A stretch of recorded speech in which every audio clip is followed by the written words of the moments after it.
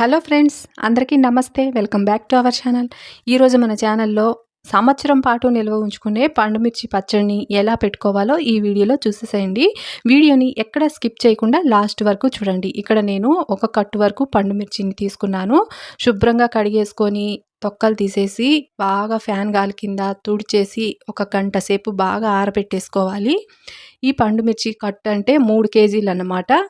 3 కేజీల పండుమిర్చికి 1/2 కేజీ వరకు చింతపండుని ఈనెలు ఇవి మొత్తం తీసేసి తీసుకున్నాను.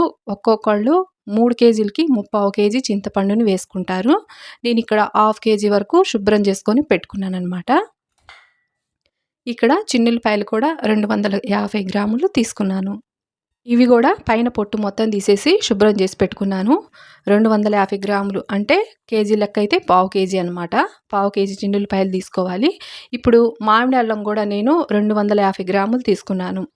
ఇది మామిడి అల్లం బాగా మంచి మామిడి వాసన వస్తుందన్నమాట. ఇది కూడా బాగా కడిగేసుకొని పైన మొత్తం తీసేసి శుభ్రంగా ఫ్యాన్ గాలి కింద తడి లేకుండా తుడుచుకొని ఆరబెట్టేసుకోవాలన్నమాట. తడి అనేది దేనికి కూడా అసలు ఎక్కడా తగలకూడదు. ఇలా శుభ్రం చేసుకొని కట్ చేసుకొని పెట్టుకున్నాను. ఈ 3 కేజీల పండు మిర్చికి 3 గ్లాసుల వరకు ఉప్పుని తీసుకోవాలి. 3 అరసోళ్ళు అంటారు. ఇలాగా 3 గ్లాసులు తీసేసుకొని ఈ ఉప్పుని కల్లు ఉప్పు కూడా శుభ్రంగా ఎండలో పెట్టేసుకొని ఒక గంట వరకు ఎండబెట్టుకోవాలి. ఇప్పుడు స్టవ్ వెలిగించుకొని ఒక ప్యాన్ పెట్టుకొని ఒక గిద్ద వరకు మెంతులు వేసుకుంటున్నాను. ఈ మెంతుల్ని ముందు బాగా వేయించుకోవాలి. ఆ తర్వాత అదే గ్లాస్ తోటి ఈ చిన్న గ్లాస్ తోటి మెంతులు తర్వాత ఆవాలు కూడా వేసుకొని ఈ ఆవాలు కూడా బాగా ఫ్రై అయ్యేలాగా చూసుకోవాలి. సన్నని మంట మీద ఇవి 2 బాగా ఫ్రై అయిన తర్వాత ఈ ప్లేట్లోకి తీసుకొని పూర్తిగా చల్లారనివ్వాలి. ఇవి బాగా పూర్తిగా చల్లారిన తర్వాత ఇప్పుడు ఇది మెత్తగా గ్రైండ్ చేసుకోవాలి. ఇలాగా పొడిని మెత్తగా గ్రైండ్ చేసుకొని పక్కన పెట్టేసుకోవాలి. ఇప్పుడు ఈ పచ్చడిని గ్రైండ్ చేసుకోవడానికి ముందుగానే గ్రైండర్ని శుభ్రంగా కడిగేసుకొని ఎక్కడ తడి లేకుండా బాగా నీట్గా తుడుచుకోవాలి.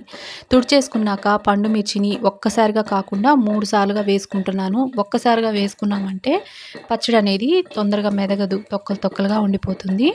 కొంచెం కొంచెంగా వేసుకొని 3 సార్లుగా 3 వాయిలుగా వేసుకుంటున్నాను. గెరిట కానీ ఏదో ఒకటి పెట్టుకొని కలపెట్టుకోవాలి. చెయ్యి అయితే అస్సలు పెట్టొద్దండి. పండు మిర్చి పచ్చడి చాలా మంట వచ్చేస్తుంది చేతులు.